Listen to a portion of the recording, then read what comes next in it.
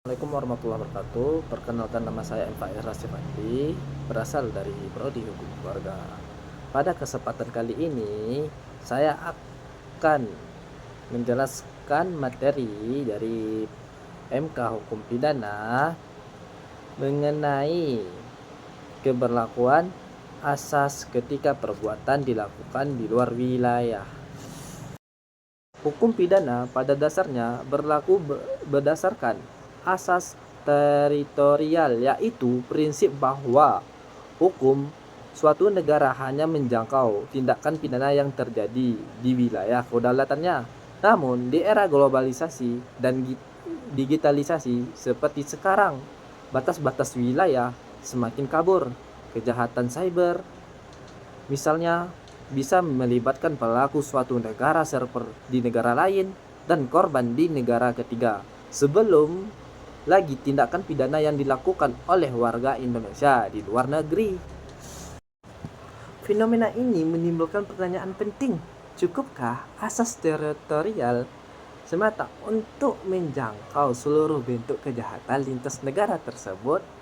Pada kesempatan kali ini, saya akan membahas bagaimana hukum pidana berkembang melalui asas-asas ekstrateritorial, mulai dari asas nasionalitas aktif pasif hingga asas universal, serta bagaimana persoalan locus delicti dan konflik yudiksi diselesaikan dalam praktik hukum internasional. Asas teritorial, asas utama diatur dalam pasal 2 dan 3 KUHP. Pasal 2 menyatakan hukum pidana Indonesia berlaku bagi setiap orang yang melakukan tindakan pidana di wilayah Indonesia. Dan pasal 3 memperluas cakupan ini hingga mencangkup kejahatan yang dilakukan di atas kapal atau pesawat udara di Indonesia, sekalipun berada di luar wilayah RI. Asas ini menjadi landasan utama karena sejalan dengan prinsip kedaulatan teritorial negara. Baik, kita masuk yang ke materi yang kedua. Asas nasionalitas aktif diatur pasal 5 KUHP. Hukum pidana Indonesia berlaku bagi WNI yang melakukan tindakan pidana tertentu di luar negeri dengan dasar pemikiran bahwa suatu kewarganegaraan membawa konsekuensi tuduhannya seseorang pada hukum negara dimanapun ia pergi. Penerapan yang biasanya diatasi hanya kejahatan-kejahatan yang tertentu yang dianggap serius. Baik, kita masuk ke materi yang ketiga. Asas nasionalitas pasif diatur dalam pasal 4 KUHP.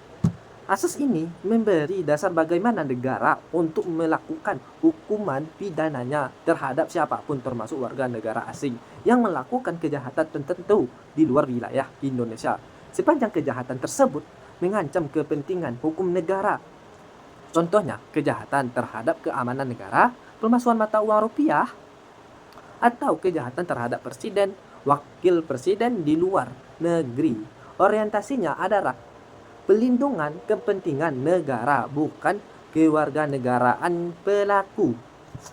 Baik, kita masuk ke pasal yang keempat, asas universal. Asas ini menimbulkan yurisdiksi kepada semua negara untuk mengadili pelaku kejahatan tertentu yang dianggap bagaimana kejahatan terhadap kemanusiaan secara luas tanpa memandang kewargaan negara, pelaku, korban maupun tempat kejadiannya.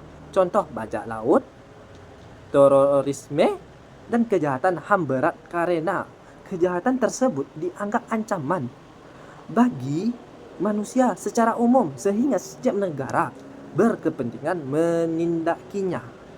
Baik, kita masuk pembahasan yang nomor 5. Asas locus delicti. Persoalan menjadi kompleks ketika perbuatan dan akibat pidana terjadi di luar negeri yang berbeda, seperti kejahatan cyber. Misalnya, pelaku, server, dan korban di negara yang berbeda. Menurut locus delicti, menjadi kursi untuk menuntut hukum negara mana yang melakukan 3 teori. Yang pertama, perbuatan material, misalnya tempat pelaku bertindak. 2, alat yang dipakai, misal tempat alat kejahatan berfungsi. Dan ketiga, akibat, misal tempat timbulnya dampak. Nah, 3 teori ini digunakan secara kombinatif dalam praktik peradilan khusus pada legalitas negara. Metode pembahasan yang keenam atau yang terakhir, yaitu potensi konflik yurisdiksi dan penyelesaiannya. Penerapan asas intertorial secara bersama oleh beberapa negara menimbulkan konflik, yaitu ketika 2 negara atau lebih sama-sama mengklaim berkewenangan mengadili perbuatan yang sama. Dan untuk penyelesaian dilakukan melalui 1, perjanjian interdisi bilateral atau multilateralisme, dan 2, prinsip non bis idem internasional agar seseorang tidak diadili 2 kali. Dan yang ketiga, prinsip fraud yang paling erat kegiatannya.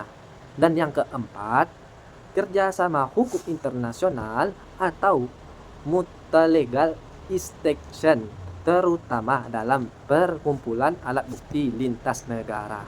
Hal ini merupakan bahwa hukum pidana modern tidak lagi bersifat murni teritorial. Terus melalui perkembangan mengikuti sifat kejahatan semakin perluas, akan semakin berkembang secara terus-menerus. Sekian, terima kasih. Assalamualaikum warahmatullahi wabarakatuh.